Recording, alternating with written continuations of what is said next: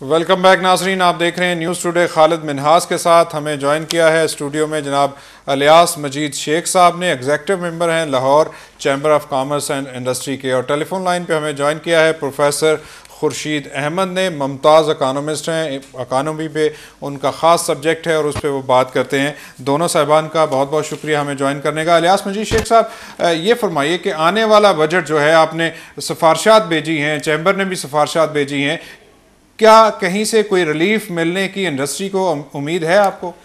खालिद साहब, सबसे तो अहम बात यह है कि यहाँ गंगाई उल्टी बहती है हमेशा। होता यूँ है पूरी दुनिया में, आप यूएसए की मिसाल ले लें या यूके की मिसाल ले लें कि वहाँ जो स्टेक होल्डर हैं, जो उनके चैम्बर के नुमाइंदे हैं, वो आखिरी वक्त तक बजट तैयार कर रहे होते हैं। ठीक है, हमारा शामिल होते हैं आखिरी टाइम तक। ठीक है, हमारा लाहौर का चैम्बर जिसका 20,000 मेंबर है और पाकिस्तान का सबसे बड़ा चैम्बर जिसको हम बोलते हैं मदर चैम्बर, इसके एक बंदे से भी अभी तक कोई कोऑर्डिनेशन नहीं है। आपको पूछा ही नहीं गया? किसी को नहीं पूछा गया। और बजट पेश होने जा रहा है, और यही वजह है हमारी कि कभी इनका टारगेट पूरा नहीं होता, कभी ये पूछते नहीं, इनको बेस का ही नहीं इल्म कि कैसे बजट तैयार होता है, पूरी दुनिया कैसे कहाँ पहुंच गई है। तो वहाँ हमारी कोई नुमाइंदगी नहीं है। ठीक है, ये मसला है सबसे अहम। बिल्कुल। अगर देखें ना, हमने टैक्स देना है, हम आपसे पूछे ही नहीं जा रहा। पूछे, अब एक घर का बजट तैयार होता है, बंदा फैमिली को लेके बैठता, भी मेरी ये इनकम, मैं बताओ क्या करें। चले प्रोफेसर साहब से पूछे। जी प्रोफेसर, वो कहते हैं चैम्बर को तो पूछा ही नहीं गया, 20,000 मेंबर हैं इस चैम्बर के, और बजट की तजावीज़ लेने से पहले किसी ने कोई राब्ता नहीं किया, कुछ नहीं हुआ, और बजट पेश होने जा रहा है। ये बड़ी अफसोसनाक सूरत हाल है, और कम से कम सेनेट में हम पिछले 5-6 साल से तसलसल के साथ इसमें लेकर उठा रहे हैं कि बजट मेकिंग का प्रोसेस बिल्कुल तब्दील करने की जरूरत है। और दुनिया के तजर्बात अगर आप देखें जमहूरी ममालिक के, तो आप ये देखेंगे कि 40 से ज्यादा ममालिक के अंदर बजट बनाने में 4 से 6 महीने लगते हैं। ठीक है। और इसमें पार्लियामेंट और तमाम स्टेक होल्डर्स, जिनमें industry, agriculture, trade, communication, banking, इन तमाम लोगों को इन्वॉल्व किया जाता है। ठीक है। ये यहाँ पर सीक्रेसी के साथ सारा काम होता है, जबकि दुनिया के जमहूरी ममालिक में ये काम खुले बंद होता है। और मैं 1 साल का नहीं, अब तो 3 साल का पर्सपेक्टिव सामने रखकर तजावीज़ मुरतब की जाती हैं। इंग्लिस्तान में वेज एंड मीन्स कमेटी है जो मुसलसल 6 महीने इन सेशन रहती है, ओपन। ठीक है, लेकिन हमारे यहाँ ये चीज नहीं है। दूसरी बात देखिए यह है कि आवाम भी, यानी मुझे दुख से कहना पड़ता है कि इन 3 सालों में इस हुकूमत ने 4 वज़राए खजाना बदले हैं, 4 बार सेक्रेटरी खजाना तब्दील हुआ है, 3 बार स्टेट बैंक के गवर्नर तब्दील हुए हैं। पॉलिसीज के अंदर कोई इंटीग्रेशन नहीं है, हर वजारत अलग जा रही है। एनर्जी क्राइसिस है, लेकिन एनर्जी का मसला एक वजारत नहीं, 5 वजारतें डील कर रही है। ठीक है। इन्होंने कोई कोशिश नहीं की है कि पॉलिसी साजी का तरीका और फिर पॉलिसीज जो है वो सही बुनियादों पर बने। मुझे बहुत खतरात है कि इस वक्त मुल्क कम से कम 3 बड़े बड़े मसाइल से दो चार है। पहली बात जो है जिससे हम माशियात में कहते हैं कि स्टैगफ्लेशन, यानी स्टेगनेशन है इकोनॉमी में, और उसके साथ साथ इन्फ्लेशन है। और ये उस वक्त तक टूट नहीं सकता जब तक कि आप एक प्रो ग्रोथ पॉलिसी न लाएं। तो इन्होंने डिस्काउंट रेट इतना ऊंचा रखा हुआ है कि इसमें इन्वेस्टमेंट जो है वो कभी भी प्रॉफिटेबल बन नहीं सकता है। और जब इन्वेस्टमेंट नहीं होगा, रोजगार नहीं होगा, पैदावार नहीं बढ़ेगी, तो इन्फ्लेशन कम नहीं हो सकता। इसलिए कि इन्फ्लेशन महज डिमांड पुल नहीं है बल्कि कॉस्ट पुश भी है। दूसरी बुनियादी बात यह है कि बजट खसारा ये बढ़ता चला जा रहा है।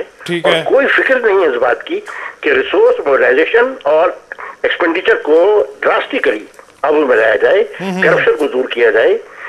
जो रिसोर्सेज अवेलेबल हैं, यानी जो टैक्स इस वक्त लगे हुए हैं, कोई नया टैक्स नहीं, अगर उनको ठीक ठीक वसूल किया जाए तो SBR ने जो अपनी स्टडी की है और सेनेट की स्टडी कमेटी के सामने रिजल्ट पेश किए, वो ये है कि 72% टैक्स अवॉइडेंस या टैक्स इवेजन है।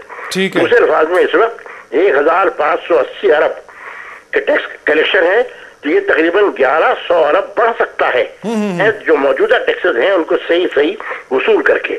फिर कुछ तबकात ऐसी हैं कि जिनको के टैक्स से एक्सेम्पशन मिली हुई है, जैसे एग्रीकल्चर के तबके के रुआसा और बड़े बड़े जमींदार, रियल एस्टेट के traders, stock exchange, professionals, doctors, वकील, अकाउंटेंट्स, आप इनकी आमदनी देखिए और उनका टैक्स देखिए, कोई मुनासिबत नहीं। कोई तीसरा मसला है मुल्क का इन्सार बैरूनी इमदाद के ऊपर, बैरूनी कर्जों के ऊपर, अंदरूनी कर्जों के ऊपर, सेल्फ रिलायंस का फुकदान। जब तक कि ये तीनों इशू एड्रेस नहीं होते हैं, मैं समझता हूँ कि प्रो ग्रोथ और प्रो पुअर बजट साजी नहीं हो सकती है। आवाम के लिए महंगाई बढ़ रही है, स्केर्सिटी है, एलर्जी मौजूद नहीं है, बिजली के रेट बढ़ रहे हैं, गैस के रेट बढ़ रहे हैं, ट्रांसपोर्ट के रेट बढ़ रहे हैं, बराबर पेट्रोलियम की कीमतें बढ़ती चली जाती हैं। लेकिन यह है कि आवाम को बुनियादी सहूलतें फराहम करना, और वो उससे मुमकिन है जबकि रोजगार पैदा हो और इकोनॉमिक एक्टिविटी हो, वो नहीं हो रही। सेनेटर साहब हमारे साथ टेलीफोन लाइन पे रहिएगा जी। इलियास मजीद शेख साहब, उन्होंने तो बड़े खुल के तमाम चीज़ें बता दी हैं, टैक्स जो लोग बचा रहे हैं उनके बारे में उन्होंने बात कर दी है। आपसे पूछना यह है कि जो आने वाला बजट है, क्या आप समझते हैं कि इंडस्ट्री के लिए कोई बेहतरी लाएगा? क्योंकि बिजली तो महंगी होती जा रही है, गैस का कोई अल्टरनेटिव भी सामने नहीं आ रहा कि हुकूमत किसी जगह से कोई रिलीफ हुकूमत आवाम को या सनतकार को देगी। खालिद साहब, मैं आपका जवाब देने से पहले बात करता हूँ कि हम नए लोगों को नेटवर्क में लाने में बिल्कुल नाकाम है। ठीक है, हमें चाहिए कि बजाय हम उन लोगों को बार बार डिमांड करें जो पहले दे रहे हैं। हम जो देखें, अब इस वक्त मैं पार्लियामेंट की मिसाल देता हूँ। पार्लियामेंट में दो तरह के लोग हैं, एक नर्सरिस्ट है, एक जिम्मेदार है। ठीक है, अब मुझे बताएं नर्सरिस्ट कहाँ दे रहा है टैक्स? वो कहता जी मैं दे रहा हूँ टैक्स, मेरी फैक्ट्री दे रही है, और फैक्ट्री तो वो सेल टैक्स दे रही है, वो तो सेल टैक्स कंज्यूमर के ऊपर पड़ रहा है। वो क्या दे रहा है? हमें इनकम टैक्स के ऊपर, उनका भी इनकम टैक्स जो हो उसके ऊपर भी टैक्स लेना चाहिए। देखिए, दूसरा जिम्मेदार है, वो जरिए एक्टों पर नहीं दे रहा टैक्स। क्यों नहीं दे रहा? हमें उन लोगों को नेटवर्क में लाना चाहिए। तीसरी बात, और तीसरी ये है कि एक कल्चर डेवलप किया जाए। हम जो अच्छा टैक्स दे रहे हैं उनको एक अच्छा प्रोटोकॉल दें, एक अच्छा कार्ड जारी करें, इंसेंटिव दें, उनकी बात मानी जाए, उन लोगों को लेके आए कि देखें जिसने टैक्स दिया है ये लोग इतना अच्छा कर रहे हैं काम, देखें कल्चर डेवलप होगा। हमें काम करने की ज़रूरत है, लेकिन बातें करने से काम नहीं होता। हम देखें, पहले घर से मिसाल शुरू होती है।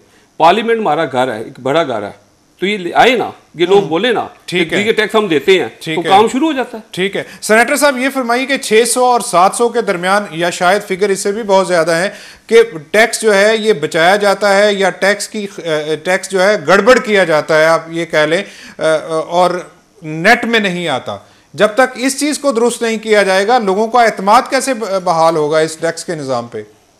बिल्कुल ठीक बात है, और 600 नहीं है, जैसे मैंने अर्ज किया कि ये लाजमन 1000 अरब से ज्यादा, ठीक है, इसको वसूल करने की जरूरत है। और ये बात भी रियासत ने बहुत सही कही है कि टैक्स पेयर जो है उसे यहाँ क्यों समझा जाता है, जबकि उसकी इज्जत होनी चाहिए, उसे इन्वॉल्व किया जाना चाहिए, और टैक्स देने के लिए इंसेंटिव्स पैदा किए जाएं। और सबसे अहम चीज यह है कि जो टैक्स आपने जमा किया है, अगर उसका आप ठीक ठीक इस्तेमाल करें और आवाम देखें कि वो अयाशियों के लिए नहीं, करप्शन के लिए नहीं, बल्कि आवाम की बहबूद के लिए, एसेंशियल सर्विसेज की फराहमी के लिए, लॉ एंड ऑर्डर का क्या हाल है यहाँ पर, बिजली की फराहमी की क्या सूरत हाल है, तालीम का क्या हाल है, हेल्थ की फैसिलिटीज का क्या हाल है, सड़कों की क्या सूरत हाल है, अगर लोग देखें कि हमारा पैसा जो है वो ठीक ठीक इस्तेमाल हो रहा है, तो फिर वो टैक्स देंगे। मैं आपसे अपनी ज़ाती बात कहता हूँ कि कई यूरोपियन ममालिक में मैंने इस बात को जब डिस्कस किया तो मैंने महसूस किया कि वहाँ के अफराद न सिर्फ ये कि खुद टैक्स देते हैं, बल्कि अगर कोई फॉरेनर्स, मल्टीनेशनल्स भी टैक्स अवॉइड करने की कोशिश करते हैं, तो उसी कंपनी के मुलाजिम कहते हैं कि नहीं, ट्रांसपेरेंटली अपने टैक्सेस पे करो। ये इसलिए कि एतमाद होता है कि भाई तुम टैक्स दे रहे हैं, ये सही इस्तेमाल हो रहा है। लेकिन सेनेटर साहब जी, लेकिन सेनेटर साहब, जो डेफिसिट बढ़ता जा रहा है, हमारे डॉक्टर मुबशर हसन साहब प्रोग्राम में इससे पहले मौजूद थे, उन्होंने कहा कि अगर हम बैरूनी कर्जे देने से इनकार कर दें, वो 790 अरब रुपए तकरीबन बनते हैं, और उसको अगर इकानमी में डालें तो शायद इकानमी बेहतर हो जाएगी।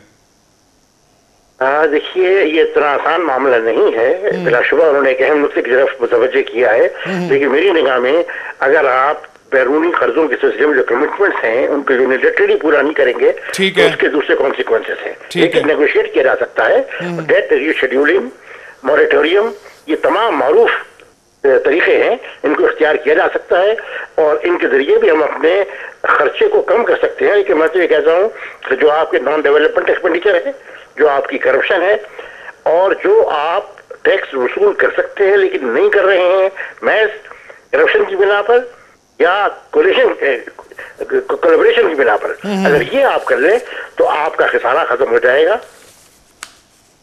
जी इलियास मजीद शेख साहब, 1 खरब 82 अरब रुपए की बिजली पे जो सब्सिडी है वो भी ख़त्म की जा रही है, और जाहिर है बिजली महंगी होगी, आप लोगों की प्रोडक्शन कास्ट जो है वो ज़्यादा हो जाएगी, आपके जो ऑर्डर्स हैं वो भी मुतासर होंगे। तो क्या आने वाले बजट में कोई इस तरह की बात की गई आप लोगों की जानिब से कि बिजली में रिलीफ दीजिए या कोई और अल्टरनेटिव दीजिए हमें? हम तो हर बात में, हर प्रेस कॉन्फ्रेंस में, हर मीटिंग में यही बात करते हैं कि हमारा मुकाबला जो है, कंपटीशन है, वो इंटरनेशनल मार्केट से है। ठीक है, बिजली को सस्ता किया जाए ये, लेकिन आपके सामने हर महीने बिजली का इजाफा हो रहा है। फैक्ट्री तो देखें, बिजली तो आ ही नहीं रही, ये तो हमारी लाइफ है। तो कैसे पॉसिबल है कि बिजली के बगैर हम तो चल ही नहीं सकते? 3 शिफ्टों की बजाय 1 शिफ्ट पे आ गई हैं फैक्ट्रियां, तो जाहिर है खर्चे पूरे नहीं हो रहे, तो बेरोजगार हो रहे हैं ना। खर्चे खाली सब पूरे नहीं हो रहे, हम कहाँ जाएं, खर्चे नहीं पूरे हो रहे। लेबर, हमें खुद तरस आता है कि लेबर को हम कैसे फारग करें, जो हमारे साथ 10 साल से 8 साल से लोग काम कर रहे हैं। ठीक है, तो कहाँ जाए बेचारे? ठीक है, तो बिजली के बगैर तो हम बिल्कुल नहीं चल सकते, और कोई उम्मीद भी नहीं है कि हालात ठीक होंगे। सेनेटर प्रोफेसर खुर्शीद अहमद साहब, बहुत बहुत शुक्रिया, आप हमारे साथ मौजूद थे। इलियास मजीद शेख साहब, बहुत बहुत शुक्रिया, आप हमारे साथ मौजूद थे। नाज़रीन, ये था हमारा आज का प्रोग्राम। 2011 और 2012 का बजट कैसे होगा वो हमने खद्दोखाल जो हमें मौसूल हुए थे वो हमने आपके साथ शेयर कर दिए। लेकिन ये बजट कोई आसान बजट नहीं है, और जिस तरह डॉक्टर मुबश्शिर हसन ने कहा कि ये अमीरों का बजट होगा, गरीबों के लिए इसमें कुछ नहीं होगा, और गरीब तो इस मुल्क के अंदर सिर्फ टैक्स देने के लिए ही शायद पैदा हुए हैं। अपने मेज़बान खालिद मिनहास को इजाज़त दीजिए, अपना बहुत सा ख्याल रखिएगा। अल्लाह हाफिज़।